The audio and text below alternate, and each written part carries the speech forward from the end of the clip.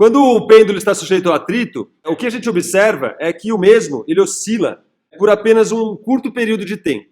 Então, como a gente está acostumado no nosso dia a dia, né, se você pegar um pêndulo e pôr ele para oscilar, o que você observa é que com o tempo, né, ele vai diminuindo aquela frequência de oscilação até ele parar. Então, apesar da gente nos capítulos passados falar que o pêndulo tinha uma frequência característica e ele ficava ali ad eterno, né, para sempre oscilando, no mundo real não é bem isso que acontece. Os pêndulos, assim como qualquer tipo de movimento, né, oscilatório ou não, eles estão sujeitos ao atrito, né, à dissipação, e com o tempo ele tende a ir diminuindo, né, no caso do pêndulo, as amplitudes de oscilação até ele ficar estacionário. Então isso acontece porque parte da energia mecânica ela é dissipada e é então transferida para o meio ambiente. Seja por calor, seja pelo próprio som, né? Se estiver produzindo algum som, já está dissipando. Então, esse tipo de perda faz com que a energia mecânica total do sistema vá diminuindo até que chegue um certo momento que ele simplesmente não tem mais dinâmica alguma. Quando o movimento de um oscilador ele é reduzido por alguma força externa, então a gente diz que o oscilador e seu movimento são, então, amortecidos. É isso que a gente quer dizer, então, com esse movimento harmônico simples amortecido. Significa que, de alguma maneira, alguma força externa está atuando para reduzir as amplitudes de oscilações, fazendo, então, ele parar em algum momento. O exemplo idealizado de um oscilador harmônico amortecido é esse aqui que a gente pode mostrar na figura a seguir. Então, suponha esse caso aqui. Então, aqui você tem um suporte, tem uma mola com uma certa constante elástica K, um objeto aqui com uma certa massa M, e extra isso, você tem aqui uma palheta que está imersa aqui, por exemplo, num certo fluido, seja ele um líquido ou mesmo um gás.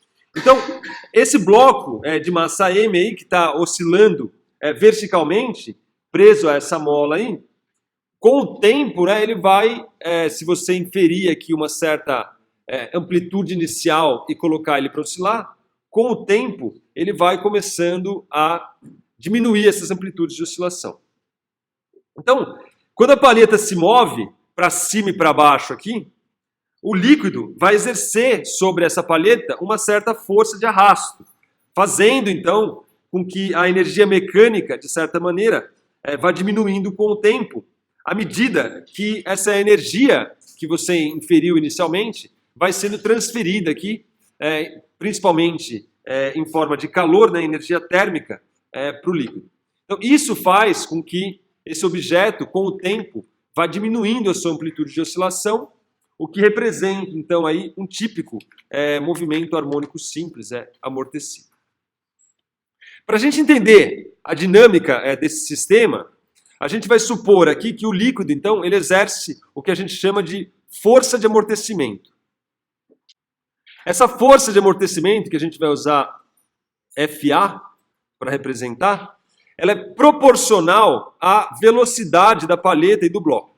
Então, para regimes onde a velocidade não é muito alta, a gente pode aproximar, com uma boa aproximação de fato, essa força de amortecimento com a velocidade. Então, ela é proporcional à velocidade. Essa é uma excelente aproximação se essa palheta aqui ela se movimentar lentamente. Então, o meu FA ele é igual, ou ele pode ser escrito como igual a menos B que multiplica V. Onde o B aqui a gente chama de constante de amortecimento. Essa constante de amortecimento ela vai depender das características tanto da palheta aqui, então se ela for côncava, se ela for fina, se ela for grossa, etc., como também do meu fluido como um todo. Então o pêndulo também, se você tiver um pêndulo físico, dependendo da forma do pêndulo físico, essa constante de amortecimento pode ser maior ou menor. Pode ser que ele tenha uma certa aerodinâmica, pode ser que a aerodinâmica dele não seja tão boa. Então vai depender do próprio formato do pêndulo. Além disso, se você colocar esse objeto para oscilar no vácuo, né, onde você tem poucas partículas ali para se chocar e fazer ele diminuir a sua amplitude, né, de movimento, ou colocar ele no ar, ou colocar ele num outro tipo de gás, ou mesmo dentro de um líquido, por exemplo, o ambiente que ele está imerso também vai fazer com que essa constante de amortecimento seja diferente ou não. Então, a constante de amortecimento depende tanto do objeto que está oscilando, quanto do meio onde esse objeto ele está imerso. A unidade da constante de amortecimento, visto que a força, então, é massa vezes aceleração, e tem, então, uma unidade de quilogramas metros por segundo ao quadrado, ou seja, se a velocidade é metros por segundo, a constante B tem uma dimensão, então, que é quilogramas por segundo. De forma que quando eu multiplicar pela velocidade, eu vou ter quilogramas metros por segundo ao quadrado. Então, essa aqui é a unidade da minha constante de amortecimento. Esse sinal negativo aqui, vale enfatizar, é exatamente pelo fato dessa força aqui se opor ao movimento. Então, se o objeto estiver descendo, a força é no sentido contrário ao movimento. Se o objeto estiver subindo, a força é no sentido contrário ao movimento. Então, é exatamente igual no sistema massa-mola, quando você tinha ali uma força que estava se opondo ao deslocamento do objeto. Então, esse sinal aqui negativo é exatamente por isso, pelo fato dessa força ser uma força que se opõe ao deslocamento desse objeto. Bem, a fim da gente entender a dinâmica, então, desse sistema, a gente vai supor que a força gravitacional que esse bloco está submetido, ele é, de certa maneira, desprezível. Então, a força toda, nesse caso aqui, eu estou supondo que ela vem da minha constante elástica da mola e a gravidade em si, aí, ela simplesmente está sendo ignorada. Então, em comparação com a minha força de atrito, em comparação, a minha força de amortecimento, em comparação à minha força elástica, a força da gravidade eu simplesmente ignoro. Com isso, então, a gente pode agora deduzir a segunda lei de Newton. A gente sabe que a força resultante é igual a massa vezes a aceleração, e no caso aqui, desconsiderando a força da gravidade, a gente tem como força resultante a força de amortecimento mais a força elástica. Essas aqui são as duas forças que estão atuando nesse sistema, visto que eu desconsiderei a ação da força da gravidade. Ou seja, daqui eu tiro que a massa vezes a aceleração é igual a menos BV menos KX. Com isso, então, eu tiro a minha equação diferencial, que é dada, então, mais M. A aceleração é a derivada segunda da posição, D2 x de t dt2, massa vezes aceleração é igual a menos b dx de t dt. A derivada primeira do deslocamento é a velocidade, menos kx de t. Essa é a equação diferencial que eu preciso resolver para ser capaz de calcular, então, x de t. A grande pergunta aqui é, quem é x de t? Como é que eu posso descrever a dinâmica desse objeto? Como é a posição dele em função do tempo? E é isso que a gente vai, então, trabalhar. A gente vai, então, tentar resolver essa expressão aí, essa equação diferencial, para ser capaz de calcular o x de t. Só reagrupando os termos aqui, então, minha EDO vai ficar m d2x de t dt2 mais b dx de t dt mais k que multiplica x de t, e isso aqui é igual a zero. Bom, a solução dessa equação diferencial, ela vai de fato depender de algumas condições. Então, eu vou já adiantar para você aqui, se você tiver k sobre m maior que b ao quadrado sobre 2m, você tem o que a gente chama de amortecimento fraco. No caso onde o k sobre m é menor ou igual a b ao quadrado sobre... Opa, aqui é 4m. A gente tem, então, o que a gente chama de forte. A ideia aqui é a gente analisar esses dois casos. Como é que a gente resolve essa equação diferencial aqui? Resolver essas equações, de fato, não é algo assim tão trivial. Geralmente, a gente supõe ali uma solução e depois vai ajustando os parâmetros para poder resolver. Aqui eu vou tentar trazer para vocês uma ferramenta que é importante para análises mais simples. Então existe um programa que é código aberto, que é chamado Máxima. Você pode abaixar esse cara aí em vários lugares, basta você pôr WX Máxima e você tem acesso a esse programa. Então, eu vou mostrar aqui.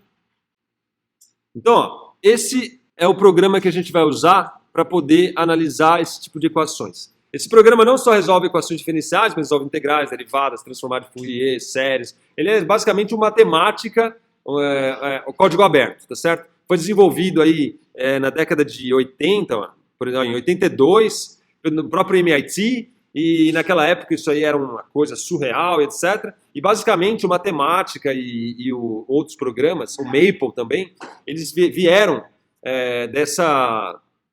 como uma evolução, né, desse projeto aí, criado por esse cara aqui, Bill Shelter, aqui, em 1982. Então eu vou apresentar aqui, basicamente já pus os códigos, já fiz os meus códigos, vou usar o Máxima para poder resolver essas equações.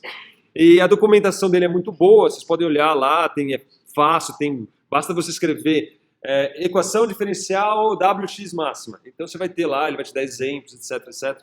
Então eu recomendo fortemente vocês irem se apoderando, né, desses ferramental aí, não só para estudar esses conceitos básicos, mas também para o dia a dia de vocês, no estudo de vocês, etc. Então vamos lá. Ó, então tá aqui, ó. Eu basicamente escrevi a minha equação diferencial, obviamente ele tem a forma dele de escrever.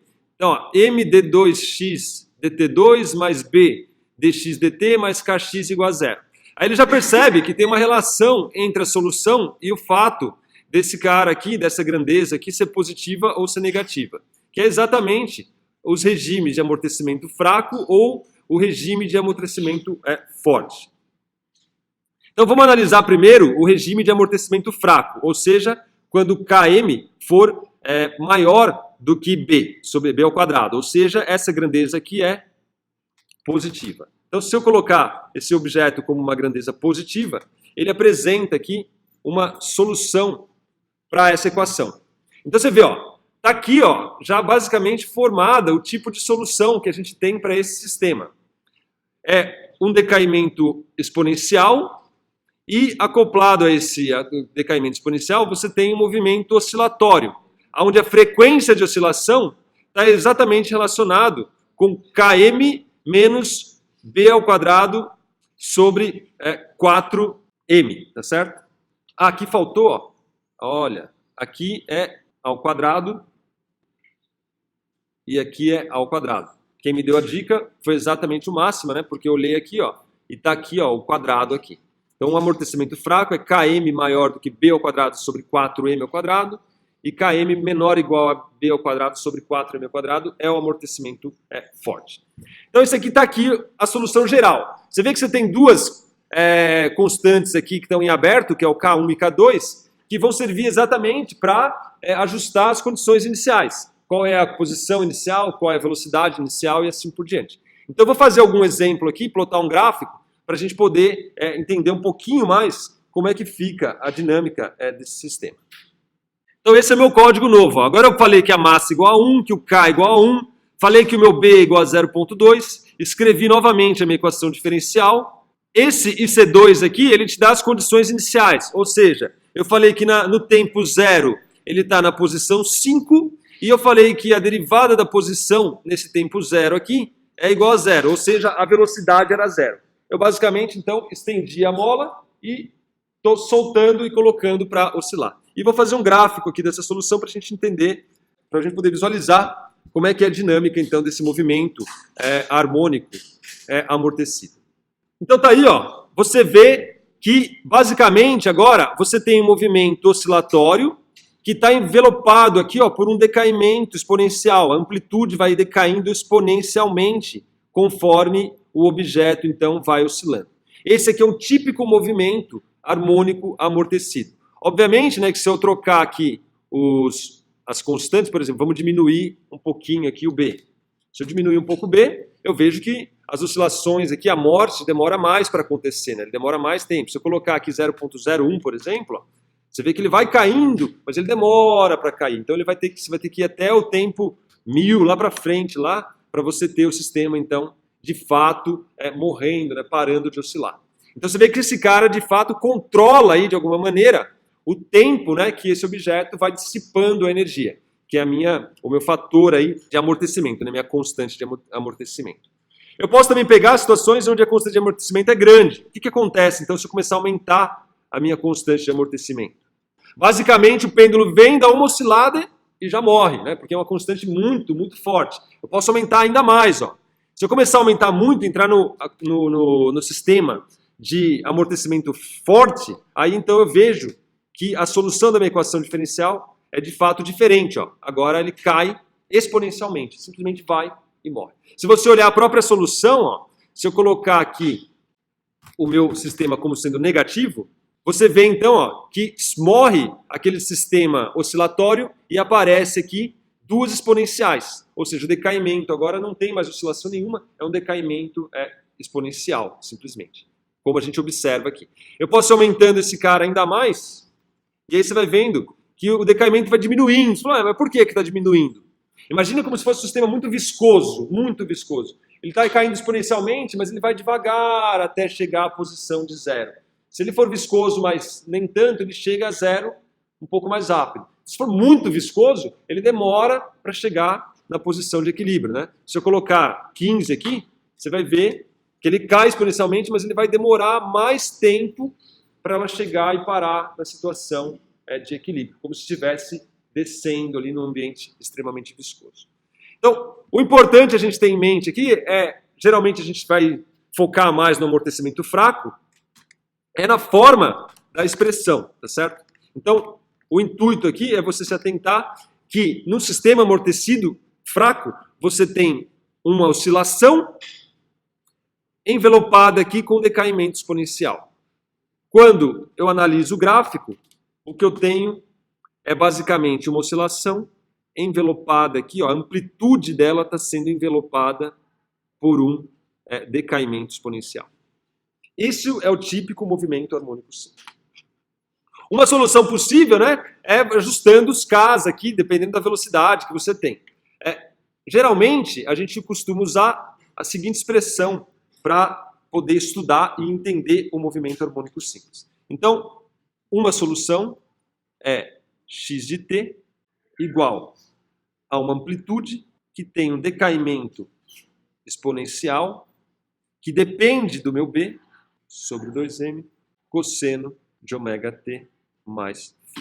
Essa é uma solução possível que depende da condição inicial do sistema. Esse cara aqui é um exemplo para amortecimento fraco.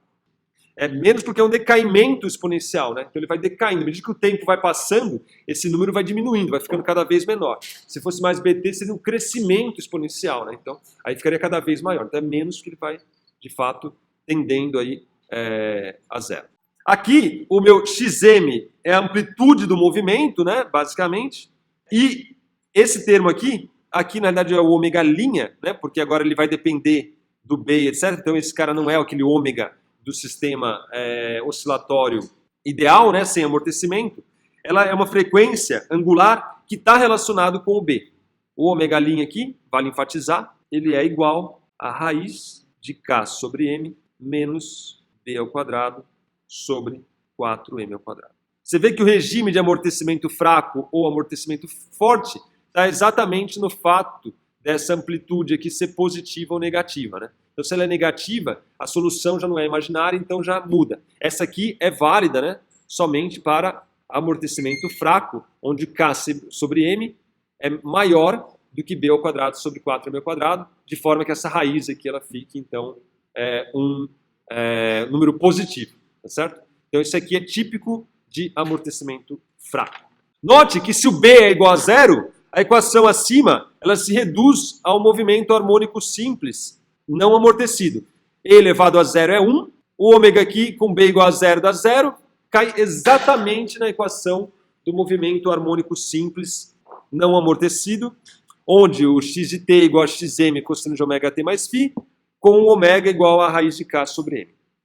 Se o B aqui for bem pequeno, né, ele tender a ser muito menor do que K sobre M, então, no caso onde o B é muito menor do que a raiz de K vezes M, o que você observa é que esse termo aqui tende a ser exatamente igual a ômega. Ou seja, nessas circunstâncias aqui, o meu ômega' é aproximadamente igual a ômega. Isso aqui é importante vocês terem em mente também. Ou seja, se eu tenho um amortecimento pequeno, a frequência de oscilação ela não varia muito da frequência de oscilação do pêndulo ideal, certo? Por quê? Porque esse cara aqui, imagina, você tem um número pequeno, você eleva ao quadrado, então ele já fica menor ainda. Imagina que esse cara é 10 a menos 2, comparado com o K. Quando você leva ele ao quadrado, fica 10 a menos 4. Então esse cara tende a aproximadamente ser exatamente a raiz de K sobre M, quando você tem um amortecimento bem fraco, nesse regime onde o B é muito menor do que o K sobre M. Isso implica, então, que o oscilador harmônico amortecido ele pode ser descrito, né, aproximadamente como um movimento harmônico simples, porque eu posso trocar esse ômega' por ômega, com algo extra, que é uma amplitude agora que decai, né, decai fraquinho, obviamente, mas vai decaindo com o tempo aqui, uma amplitude que decai exponencialmente com o tempo. Só para ilustrar, vale a pena então colocar um gráfico desse regime aí. Então, esse aqui é um exemplo onde você tem então a constante de amortecimento muito menor do que a raiz de K sobre M. Veja que essas oscilações aqui, o período, ó, aqui você tem um período, daqui até aqui é um período. Se você pegasse o caso ideal, esse período não iria variar muito, seria exatamente, pelo menos bem próximo dos períodos de um pêndulo ideal. O que acontece é que a amplitude só, né, que é o valor máximo aqui que ele alcança, vai diminuindo, e essa queda aqui é uma queda, né, que é dado por esse decaimento exponencial. Finalmente, só para concluir, a energia mecânica, ela também pode ser estudada através da energia potencial. Então, nesse caso aqui também, onde o B é muito menor do que o K sobre M, ou seja, o amortecimento nosso é pequeno, o movimento é similar ao movimento harmônico simples, como a gente já enfatizou, não amortecido, né? Cuja amplitude aqui vai depender do tempo. Então, na região extrema, onde a velocidade é igual a zero, a gente tem que a energia mecânica é exatamente igual à energia potencial. Isso quando a velocidade é igual a zero. Ou seja, nesse caso aqui, a energia mecânica é igual à energia potencial e a amplitude da energia potencial, que varia no tempo agora, é um xm elevado a menos bt sobre 2m. Essa é a minha amplitude do movimento quando a velocidade é igual a zero. A energia potencial é igual à energia mecânica nessa situação, de forma, então, que eu posso calcular a energia mecânica como sendo 1/2 de K vezes a amplitude ao quadrado. A amplitude agora depende do tempo, isso aqui ao quadrado, de forma, então, que a energia mecânica ela é aproximadamente 1/2 de K xm ao quadrado. Esse cara elevado ao quadrado, corta esse 2 basicamente, e elevado a menos bt sobre m. Essa aqui, então, é a energia mecânica. Ela nos diz exatamente como a amplitude, né, e basicamente como a energia mecânica vai diminuindo exponencialmente com o tempo, à medida que o objeto vai oscilando aí e dissipando, né, a sua energia para o meio ambiente. Isso aqui, enfatizando, é no caso de amortecimento fraco, onde o b ao quadrado sobre 4m ao quadrado, né, é menor do que K sobre M.